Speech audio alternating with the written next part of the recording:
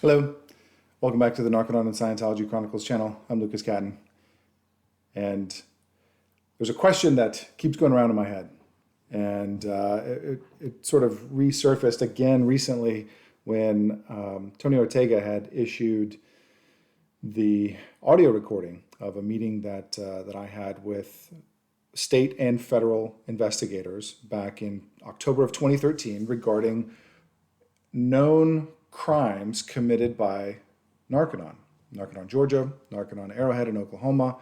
And so there was insurance fraud investigators present from both states, and there was someone from the FBI present as well. And there were multiple discussions there. And I'm going to include a link to the story if you want to hear the full. It's like a 2 hour plus meeting where there was lots of questions. And this was the second meeting that we had. But there was, as I mentioned, an FBI agent present as well. And they talk about, in this meeting, they talk about the necessity for federal involvement and how, because it's multi-jurisdictional, multi-state, multi-location, multi-agency in terms of the Narconon and Scientology side of things, that it really is a federal investigation. And if you have looked at some of the things that many people have shared otherwise, not just me, but certainly going back well before then, there's a history. Of course, the FBI raided Scientology. I think it was 1977, somewhere in there. My history could be off there. And then they have largely been hands off since they received their tax exempt status in 1993. That recording is significant. Not because necessarily of the crimes that were committed. It was insurance fraud. There was millions of dollars worth of insurance fraud, and it was pervasive throughout the Narconon network. And they did about $60 million in revenue that year in 2013, somewhere in that area. 2012, maybe it was 60 million, something like that. But nonetheless, there was a lot of money involved, and insurance money was a huge portion of their revenue for that year and many years prior to that, and many years since then. So that's one component. But the acknowledgement of multiple investigations, from human trafficking violations where they nearly raided the int base because FBI members met with people and spoke with Mike Rinder, for example. There are federal crimes being committed by other Scientologists, let's say. Was a chiropractor, Jay Spina, in New York, just sentenced to 9 years in prison for Medicare fraud. There's a pending trial for the Hanan Islam and her children as part of the Narconon offshoot for Medi-Cal fraud, where they've been criminally charged there, luring money away from the state, falsifying documents and records to provide quote-unquote treatment to adolescents. There's this big ring, so you should check that out as well. There is the Eliminating Kickbacks and Recovery Act that I told you about. That law didn't get passed until October of 2018 now, where there's multiple violations still occurring throughout the Narconon network, those facilities that are left, where, again, large sums of money have been paid out.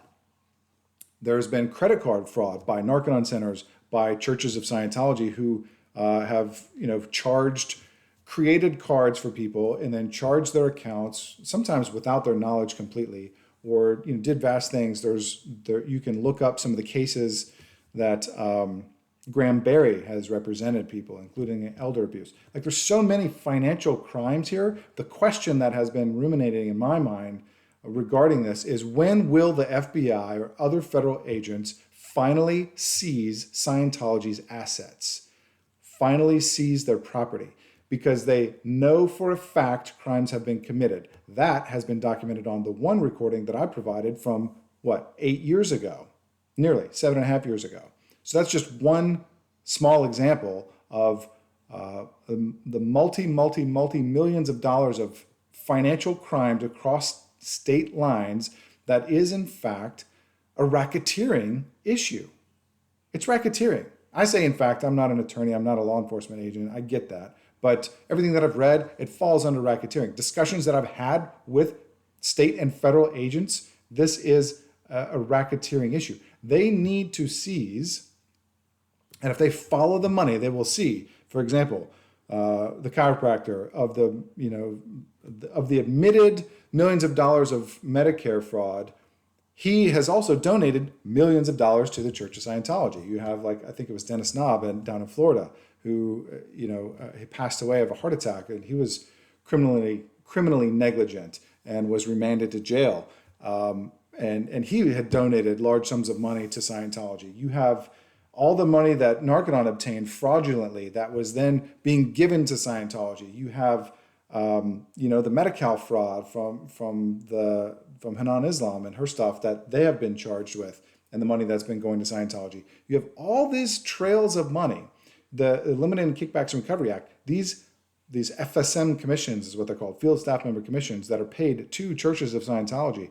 They continue to follow the trails of the money, and they see that it is not just an individual agency here, an individual agency there, etc. But Narconon, for example, 3 of the 5 remaining centers in the United States are owned by the Church of Scientology, one of its offshoot arms.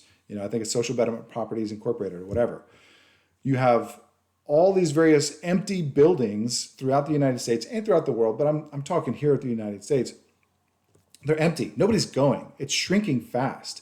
And they need to take action. And the best way to actually make it worthwhile, because one of the reasons why they have not acted is they were not able to seize enough cash from conversations that I had with people, is that they wanted to know what kind of assets can they actually seize. Well, when you involve the church, because they are complicit in these fraudulent criminal actions, then you're talking about billions of dollars, and that's what needs to be seized.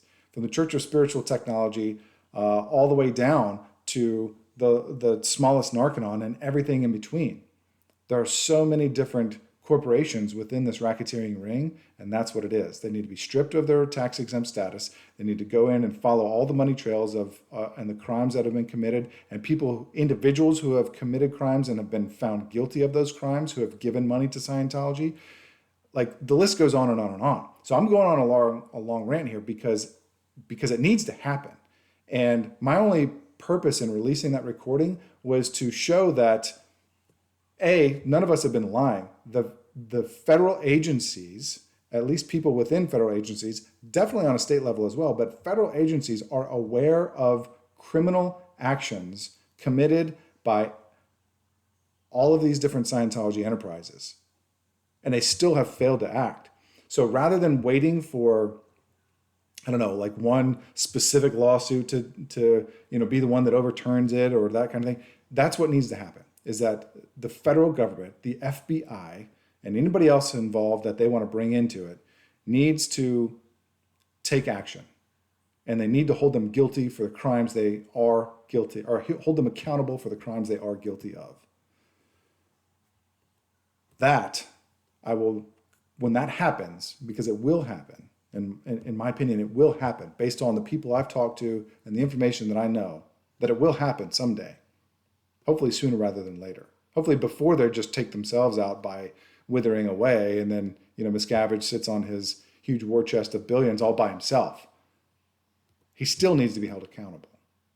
L. Ron Hubbard's legacy needs to be exposed for everyone else to show as well, about the crimes that he instructed people to commit. There's so many of them out there. That's all I got this time. Till next time, for Narconon and Scientology Chronicles, I'm Lucas Catton. Take care. Be good.